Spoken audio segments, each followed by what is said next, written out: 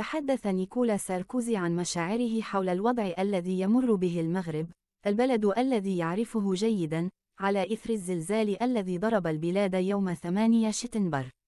وقال نيكولا ساركوزي: كما تعلمون، مثل العديد من الفرنسيين، أحب المغرب.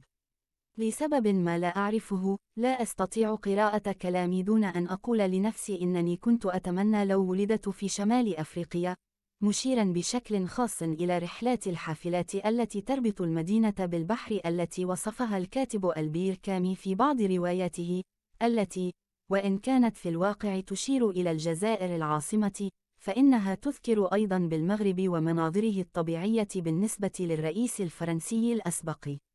وتابع قائلا: أنا أحب هذه الشمس، أحب هذا النور، أحب هذه الحضارة، وعلى الفور في المغرب شعرت وكأنني في بيتي.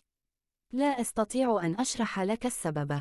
إنه البلد الذي أحبه. أحب نبل وأناقة المغاربة ودفئهم وترحيبهم مهما كان مستواهم الاجتماعي.